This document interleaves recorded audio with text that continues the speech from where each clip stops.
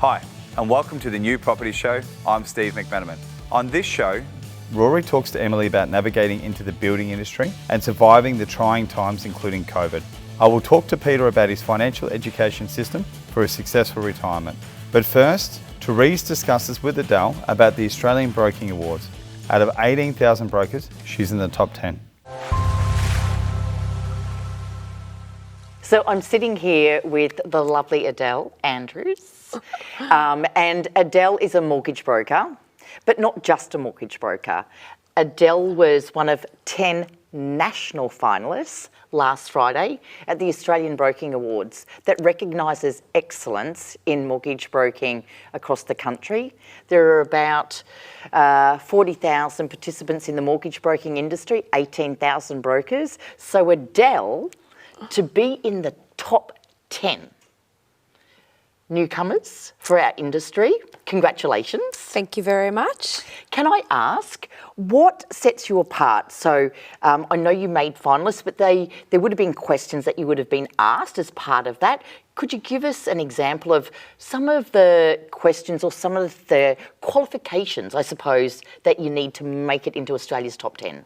Yeah, so I guess it was less about volumes and dollars and more about what you're contributing towards the industry and the community in general. So things about, from my perspective, there are things that programs that I've run for first home buyers, investors, women coming out of relationships, as well as some of the programs that I've run at a school. And talking a little bit about giving back to the community in those sorts of ways.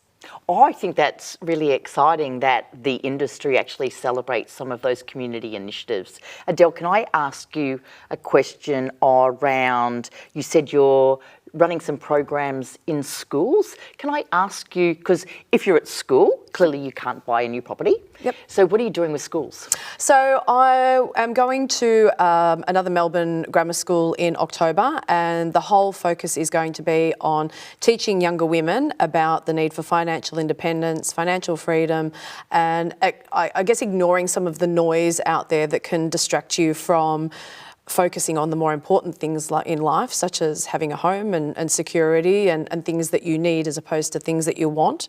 So it'll be relatively baseline, but I guess planting the seed to make them think about what could happen in the future and some of the scary demographics that are coming out at the moment about homelessness in women over 55, and a lot of that stemming from the fact that they haven't built a secure financial future for themselves. So just trying to create a little bit of an awareness around that at an early age. Now, that would also be linked. You said you also are running some programs around women that are going through perhaps separation or coming out of divorce. I suppose there's a link there, is that right? Very much so. Yeah. Yeah. So can you explain or elaborate a little bit more about what you're doing with women starting again? Yeah, so, and it can happen to anyone. You could be in a perfectly happy relationship and for whatever reason, and as I said, it happens frequently. You combine your finances, you might stop and have a family, you might stop work, you don't necessarily think about superannuation or, again, maintaining a degree of independence. And I know that the cost of living and whatnot at the moment does make that challenging to maintain separate investments and separate finances. But it's just those women who have come out of those circumstances, it's just kind of helping them build that baseline and educating them about what it's going to take now for them to, whether it be take on the family home as part of a settlement or starting again. And it's probably one of the most rewarding demographics that I work with, because many of them come to me feeling quite helpless and hopeless, and when you kind of show them the path that they can do it, and then when something does settle, it's a very, very rewarding transaction. So I coach mortgage brokers, and I'm just thinking, Adel, when did we first meet? Would have been about 3 or 4 years ago. I picked you out because you were the star of the broking industry at the time, and so I hunted you down and rang you, and you were very generous with your time and your thoughts and guidance, and I guess that's where the relationship started from there.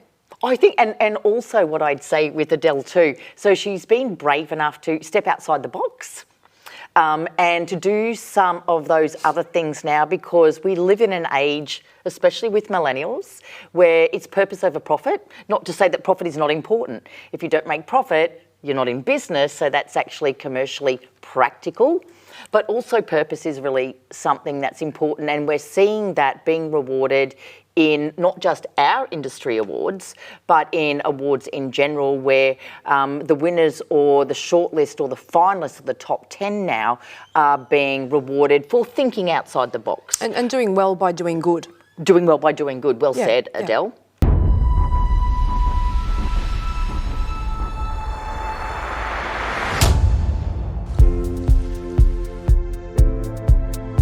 The materials used in your property construction have a significant impact on its long-term performance, durability and energy efficiency.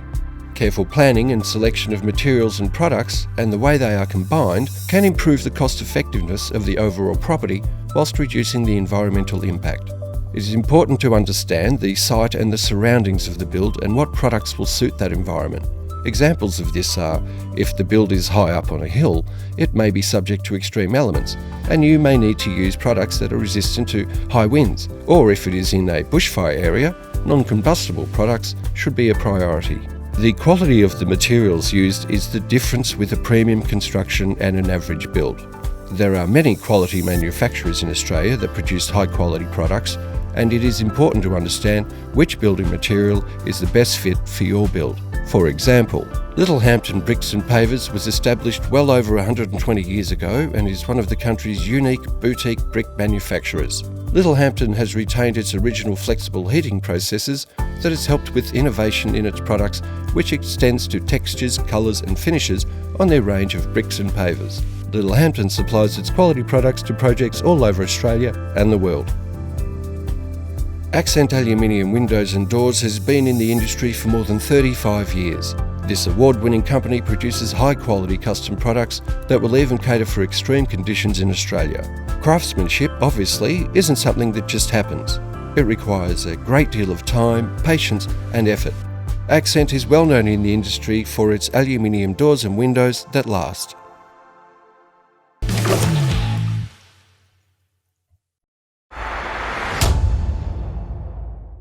Emily, welcome to the New Property Show. Thanks for joining us. Thanks for having me, Rory. Absolute pleasure. So, Emily, your business is Build Fresh, residential property. You look after the full project management. Can you explain a little bit more about what you do? Yeah, absolutely. So I've had my business since 2016, where I saw a gap in the market that there wasn't really anybody with construction and building experience to look after the owners. Right. So after working over 15 years in the industry as a project manager at that time on builder side, I was looking for a way to create a business of my own, but also create a point of difference in the market. So Build Fresh has the clients come to us first and we help them understand the budget, understand their brief, and then we connect them to a really good architect that will fit their budget and their style and their brief. We oversee the engagement of the architect, all of the consultants along the way, plans and permits, and then we find them a builder and we can tender the project to multiple builders, or in some cases we have a builder already that can come along the journey from the start with our guidance to make sure that the project is a success, and we oversee it all to the very end. Fantastic. So what got you into it? What was the spark that you had all those years ago to say that this is the career you wanted to go down? Well, I always had an interest in property, and I wanted to be in real estate. That was the only sort of looking at houses, nice houses and good things, the only thing that I could find. And at the time, Bachelor of Property was the only degree for real estate. So started with that, and then I was doing a teaching degree and pivoted, and I met a builder who asked me to assist him whilst I was at uni as a part-time job. And we ended up building his business. We got to around 20 carpenters working for us as employees, and we were buying property, selling property and building for years. Right. So, Do you think the skills that you gained in teaching, learning how to teach, is sort of helped with what you do now? It gives very clear expectations. It's, project management and teaching is very similar. You plan what you want to do, how's it going to be executed, what is the end goal, and then what's the middle pieces to achieve it. I suppose the big difference with teaching and what you do is teaching is maybe a more female-dominated profession. What you do now is not. How have you navigated that? Funnily enough, I didn't really like real estate because I thought it was a lot of men in the industry, and which is when I flipped back to teaching. Sure. And then the building industry, I was the only female that I knew that doing what I was in the early years. So I think it became a very good point of difference being female in the industry. But all of the trades, all the builders, all the consultants, they wanted to teach me. They wanted to share their knowledge with me, which helped me. Great. Amazing. Yeah. So we've gone through a very interesting time in building over the last few years, through COVID. What have you mainly seen, and how have you navigated this interesting time with your clients? Yeah, well, when COVID commenced, we were quite lucky that because we're on the projects from start to finish, it might be two years to execute a project. So we had 2 years worth of projects on our books that were underway, so I thought we were fine. Sure. And we helped our clients to give them confidence to proceed with their builds. We were the only people allowed on site, so our clients, whilst they were at home in lockdowns, we were able to go there, take photos, speak to the builders and really report back on where their projects are at. And then towards the end of COVID, we were there to really manage communications and make sure that the builders, when they had issues with scheduling, with finding trades, materials, we were able to convey that back to our clients. Sure. But we were also able to give them the reassurance that this builder has this issue, other builders that we're working with as well have the same issue. So it gave them sort of an understanding of really how messy the industry was, and the prices were going absolutely through the roof. Sure. And the builders found it very difficult, and we were there to support the builders in the project as well as make sure that the projects remain viable for the owners. Great. So we've still got some questions around some builders. We've still got some questions around what's happening with prices of materials. What are you seeing? Get your crystal ball out for us and let us know where you think it's headed. Well, I don't think it's a new thing in our industry, unfortunately, of builders going under and builders.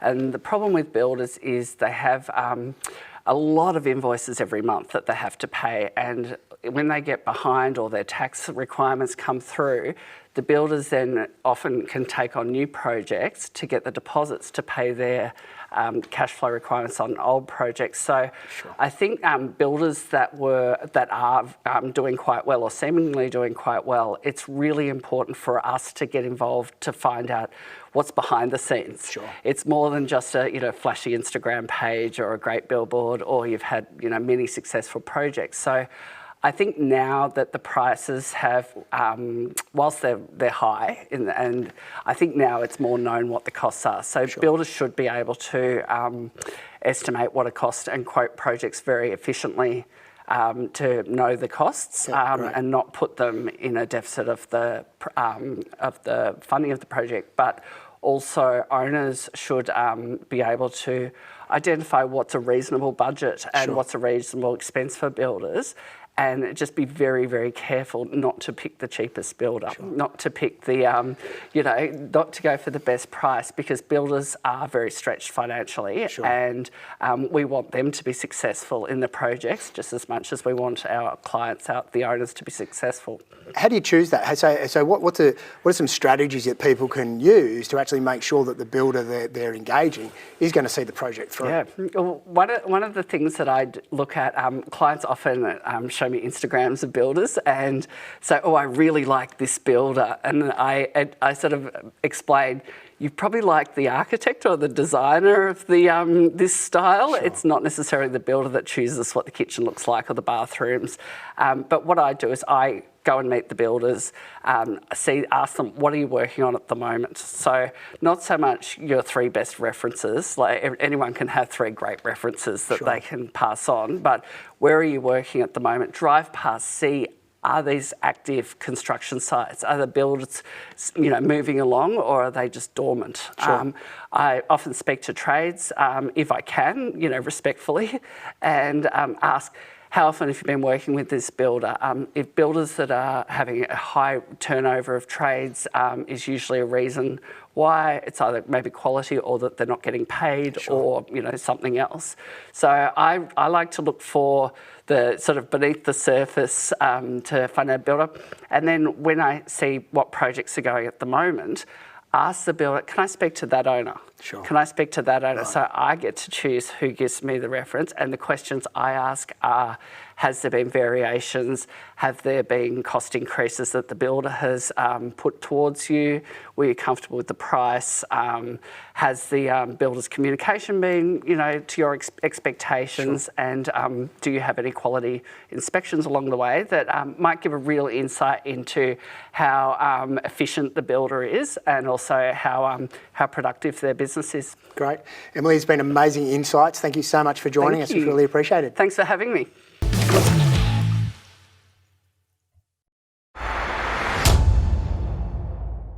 Hey Peter, and welcome to the New Property Show. Thanks for having me on, Steve. We've met recently. We've played a little game called Cash Flow 101, discussed some finance, done some option deals. First of all, what do you do? Mate, my biggest passion is addressing the problem. 95% of the population get through to retirement age with insufficient funds to retire on. And really, we're in the lucky country. We've got so much capacity to be able to create, yet we're failing to create that. So my biggest passion is addressing that problem. And you do that through financial education, you do some finance deals and some options. Yep. So at heart, you're a mortgage broker now, is that correct? Or? I've done 20 years of mortgage brokering, and I've got a team of mortgage brokers under me. But predominantly nowadays, I focus more on helping clients get really super clarified around what they're trying to create and how they're going to create it. Okay, and for those out there, I've heard about those whiteboard sessions. Yes. Those famous late night whiteboard sessions. Yep. What are they? Listen, it's a tool that I use. I built a couple of tools. One's called a scorecard and the other one's called a vision board. And those tools enable us to get very clear around what people want to create. So the whiteboard is looking at what it is in the future you want to be able to achieve. And I call that picture the ladder of success. Okay. And most people I've found want to accomplish home ownership and then a passive income that either reaches their financial independence level or, more importantly, financial freedom that gives them a lifestyle of choice. Much and better. when we actually look at the numbers behind that, and everyone's got a set of numbers, and you actually start focusing on those numbers and saying, what do I need to do to accomplish that? You're already on the pathway towards success. Well, I think the most important thing, first of all, is to understand the financial literacy. So profit and loss, passive income. I did read something recently where someone said, look, no use focusing on five versions of passive income. It actually spreads your energy. You should just focus on that one thing or that one deal at a time. So understanding where, I guess, the leaks are, what you can do to acquire wealth. So let's say a client's come in, they do a whiteboard session with you. Yep. Do you want to talk me through how long does that session go for? What's normally involved? Yeah, normally it's about a 2-hour exercise, and what we do is get clarity around what their numbers are, and then we actually have a look at what they've currently got today.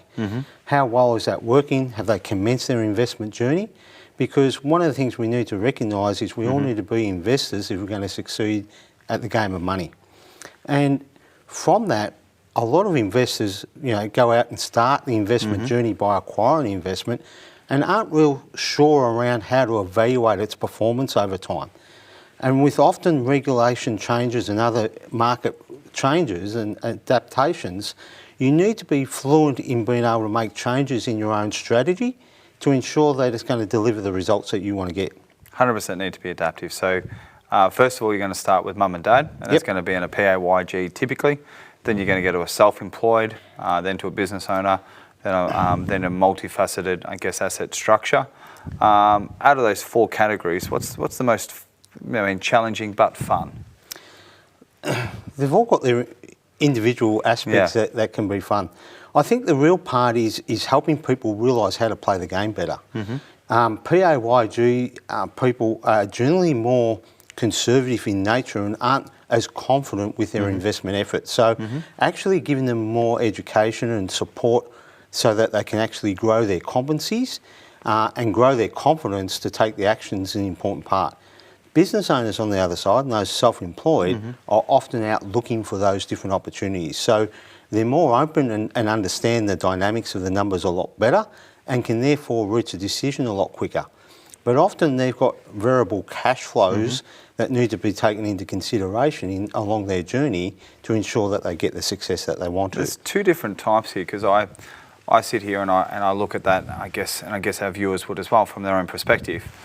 Typically, I like to play in that real estate space. Yep. I'm considered a business owner because I run a business. Yep. But I've never bought business. Do you think it's important to transition sometimes? And I know we talk about property as this main part of the show, but sometimes people need to make the flip. They need to.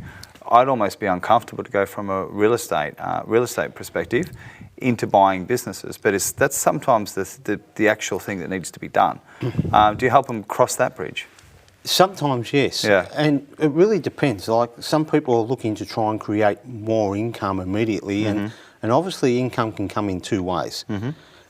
Most people, when they buy property deals, they're leveraging off debt in the initial phases to get into the property deal. And Tax-free money. Hey? Tax-free money. Tax-free money. Yes. But obviously, especially when they've got their own home and they're releasing equity from that to play that game, they're borrowing 100% against the investment, and therefore the cash flows aren't going to really drive a lot of impact in the immediate future.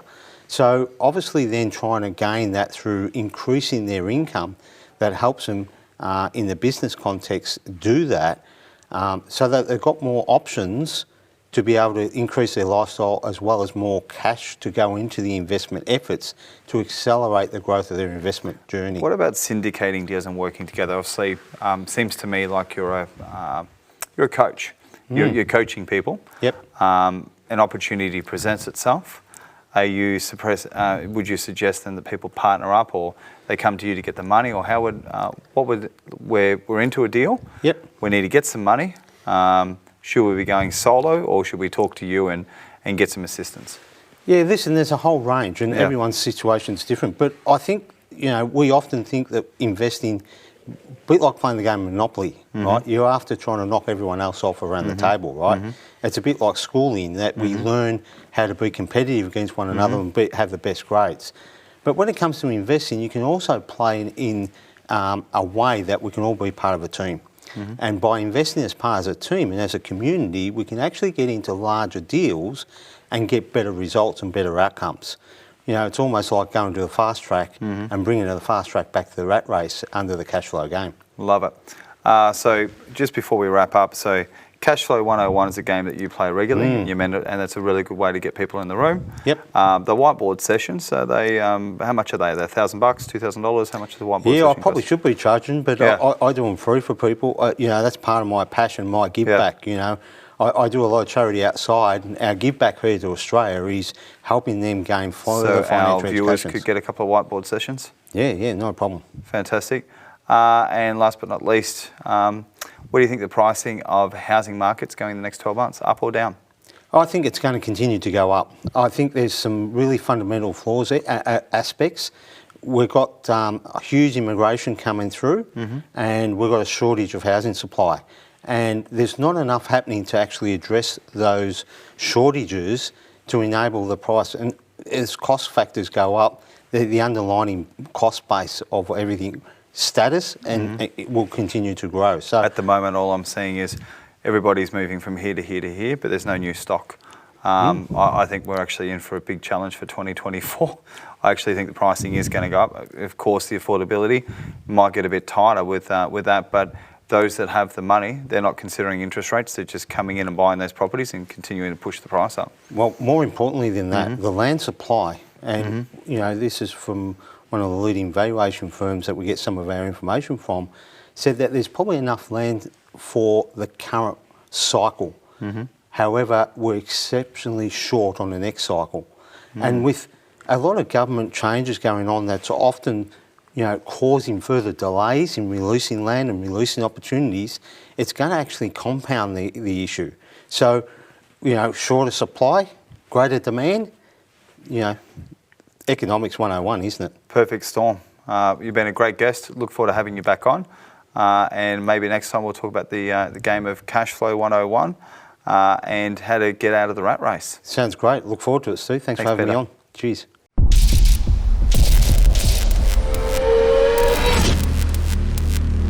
That's all for this week, and thank you for joining us.